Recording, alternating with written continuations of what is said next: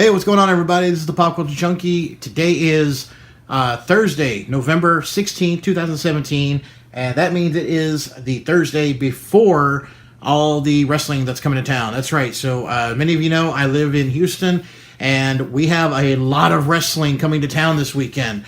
So tomorrow night, Friday, we have Jim Ross, legendary commentator, best play-by-play man in the business of all time, in my opinion.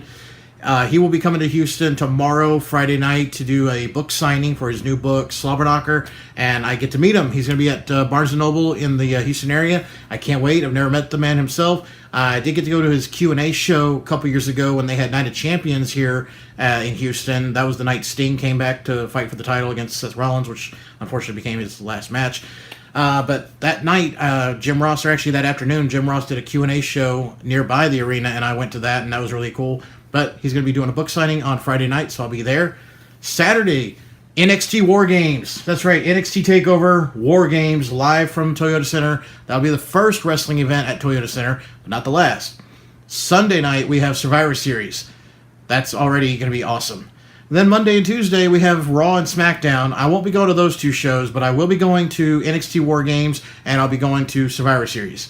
Never been to an NXT TakeOver show. I have been to an NXT live show, and those were really cool. The atmosphere was amazing. I got to see a lot of really cool stars that are now currently on the main roster, such as Bayley and Asuka, Finn, Samoa Joe, Bobby Roode, etc. Now, I've been to a lot of wrestling events. I've been to a lot of house shows, live events, Monday Night Raw, SmackDowns, ever since. I think my first Raw was in 1999. And actually, my very first SmackDown was the SmackDown after 9/11 in 2001. That was the very first SmackDown I went to. But as far as big pay-per-view shows, I've been to Bad Blood 2003. I've been to WrestleMania 25. Earlier this year, I was fortunate to go to the Royal Rumble in San Antonio. And I am going to my very first Survivor Series this weekend. I've never been to Survivor Series, and I've never gotten to see the show live, and I'm really excited to go see it. I'm going to be posting updates throughout the weekend, whether it's on my social media, whether it's on Facebook or Twitter, or Instagram, of course. You can follow me. All my links are below in the description of every video. But I'm also going to try to get some videos posted on YouTube so you guys can see things I'm getting to check out, whether it's stuff going on behind the scenes, whether it's when the cameras aren't on, anything at the TakeOver show or Survivor Series, anything like that. I'm going to try to get it out there, so share with y'all. Well, what I wanted to do today, my predictions on TakeOver and Survivor Series. If you were going to be watching the shows on Saturday or Sunday, leave me comments below and let me know your thoughts on who's going to win or what kind of things might happen, etc. Okay, let's check out the card for NXT TakeOver War Games. Okay, we got it live from Houston, Texas, inside the Toyota Center. We'll start from the very bottom. We'll work our way up. So we had the dark match announced. The WWE United Kingdom Championship match. It is Pete Dunne versus Johnny Gargano.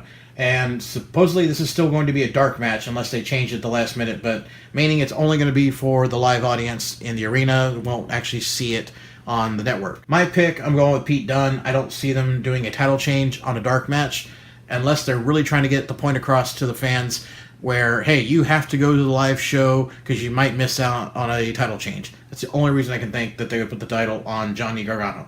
But I see Pete Dunne retaining the title by pinfall. Aleister Black versus Velveteen Dream. I have to say, I really had a strong feeling Aleister Black is going to win.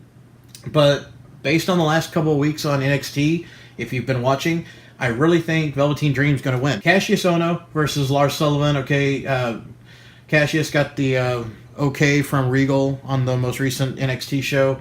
It's got to be Cassius Ohno. I don't see why they would have him do anything like this and then just lose. So I'm going with Cassius Ohno. Let's see, we had the vacant NXT Women's Championship Fatal 4-Way match because, of course, Asuka she had to drop the title so she'd go to Monday Night Raw.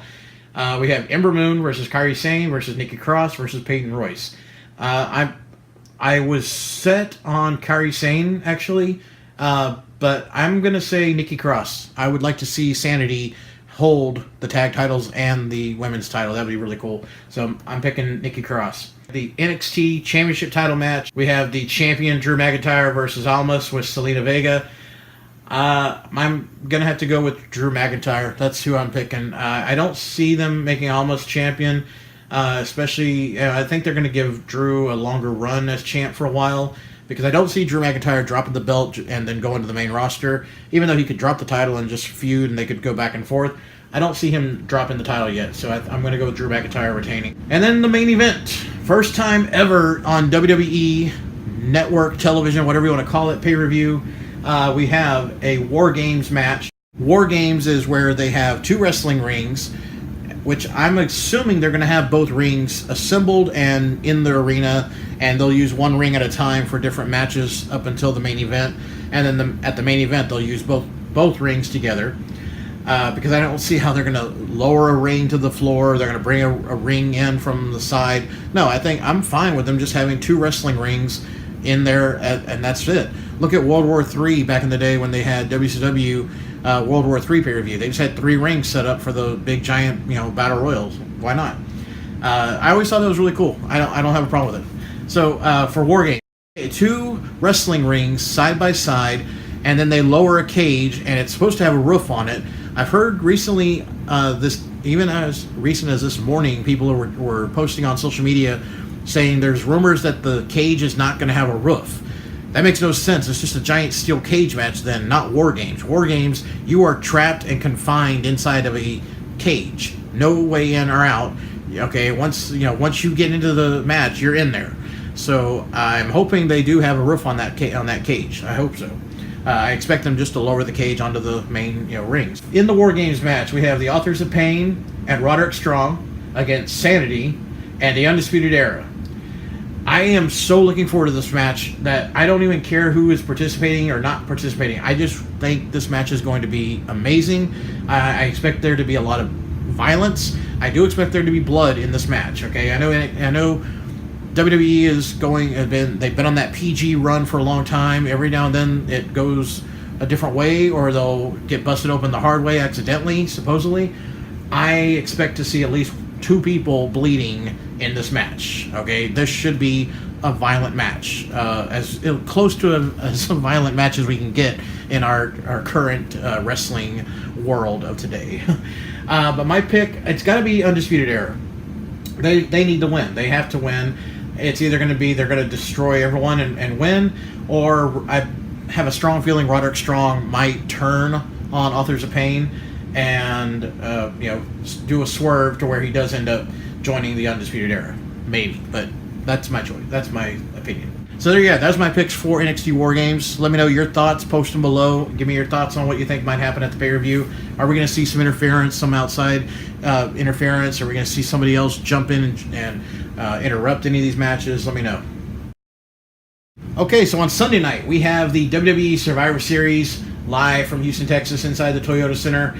And, of course, we're going to have a couple of these matches be on, like, a kickoff show or a pre-show, etc. I'm not sure which one is going on which one, so we're not going to do any specific order. I'm just going to go from the bottom and up, and I'm just assuming which one will be the main event. But let's go ahead and look at the card, and I'll give you my picks to win. So we have WWE Cruiserweight title match, Enzo Amore versus Kalisto. They've juggled this title back and forth between Kalisto and Enzo. 205 Live, I really am just tired of it. I wish that would go away. I wish they would just put the Cruiserweights on both Raw and SmackDown and just let them wrestle regular matches, whether it's against each other or against other stars. They don't have to just wrestle, guys that are 200 pounds and under. We saw that in WCW. We saw, Rey Mysterio would wrestle other wrestlers, not just cruiserweights. Juventud Guerrera, Psychosis, La Parka, all these guys would wrestle other people. Okay, Chris Jericho, he would wrestle other people, but he also would wrestle for the cruiserweight title at times. There's ways to go around this and not just have a 205 purple rope, all that stuff. At least I got rid of the purple ropes, but still. My vote is it's going to be Enzo. Why keep juggling the title? Just have Enzo win and move on to somebody else now, okay? Raw versus SmackDown, 6-man tag match, The Shield versus New Day. There's no reason for New Day to win. I made it clear I'm not a big fan of New Day. I think they've been on borrowed time for a long time, and I really wish they would split them up and give Big E and Kofi Kingston some solid runs as single competitors. I'm just tired of the New Day. The Shield, they have not had their first match back as a faction due to Roman Reigns falling ill, just like Bray Wyatt and JoJo and Bo Dallas. They all got sick at once for whatever reason. Okay, but the Shield is going to win. Obviously, I don't see any way. We have a non-title Raw Tag Team Champion versus SmackDown Tag Team Champions. The Bar versus the Usos. The Bar, of course, is Sheamus and Cesaro. My pick for this one is going to be the Usos, and the only reason I picked that is because the rest of the card, I'm leaning a lot more towards Raw, and you'll see what I mean in a second. But I'm going to say the Usos pull out the win so that SmackDown doesn't get a clean sweep on the loss. Okay, that's my pick there. We have a non-title U.S. Champ versus IC Champ. Baron Corbin versus The Miz. The Miz, I think, is going to win. I don't see Baron Corbin coming out on top. Either way, they're not losing their titles, and it's again a little ridiculous that we don't have any of the main titles. I know the Cruiserweight title's on the line, but all the other titles are not. It's just a matter of, again, bragging rights, which I'm like, this is not Survivor Series. Do bragging rights, pay-per-view, another time. But, yeah, so I'm going to go with the Miz. Okay, next up we have the Raw Women's Champion, Alexa Bliss, against the newly crowned SmackDown Women's Champion, Charlotte Flair.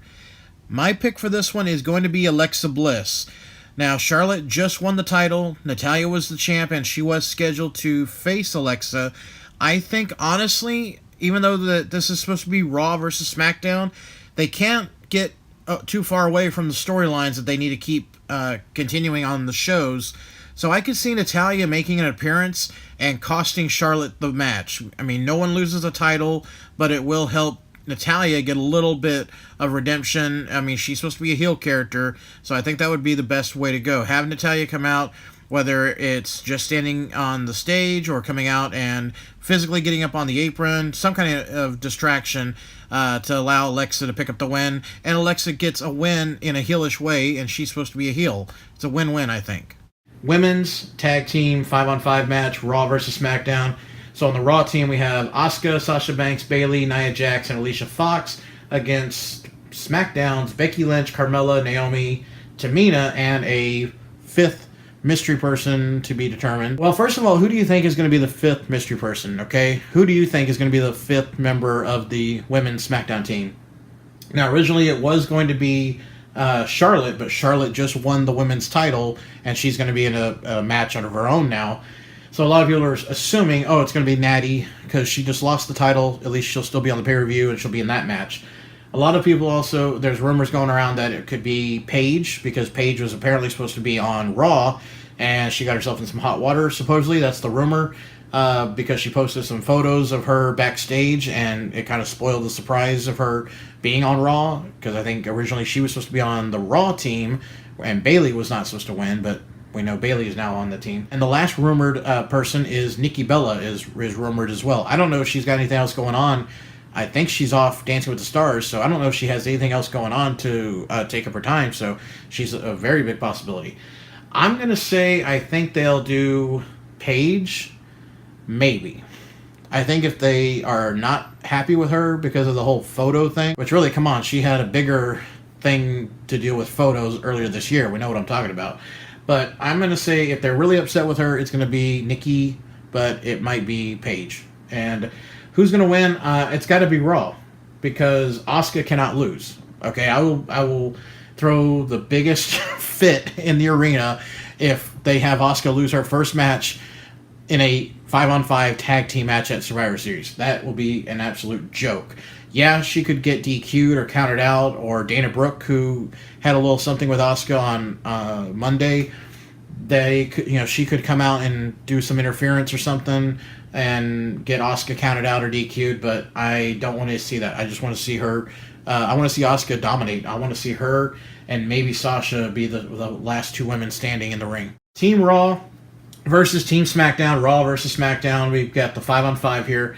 So on Raw, we have Kurt Angle, Braun Strowman, Finn Balor, Samoa Joe, and Triple H against Shane McMahon, John Cena, Shinsuke Nakamura, Bobby Roode, and Randy Orton. Okay, they've really stacked up the card in the last 2 weeks. We all know all the different title changes. I was really surprised that Cena was put in here, because there was a rumor he was going to be the special referee for the world title versus title match, universal title, etc. I'm really surprised that they put Cena in the match, because he hasn't been on TV since he lost very clean to Roman Reigns. So it'll be interesting to see him in that match.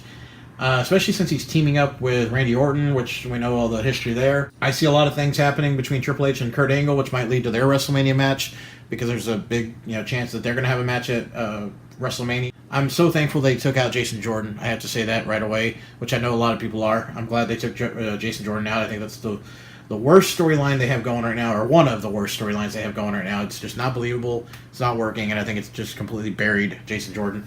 So, my pick for Raw vs. SmackDown, I'm going to say it's going to be Raw winning. I can see Strowman eliminating 3 or so of the SmackDown guys. I say at least 2 or 3 of the SmackDown guys. And then he might get DQ'd or might get counted out by getting attacked by someone or something like that. And then I think the last ones in on Raw is going to be either Kurt Angle and Triple H, or it could be Samoa Joe and Triple H, because hopefully they still remember Samoa Joe and Triple H and Kevin Owens earlier this year were supposed to be some sort of a faction, and nothing came of it. And I was really looking forward to the 3 of them, or Samoa Joe and Kevin Owens being managed by Triple H and maybe add on a 3rd person. That would have been really awesome.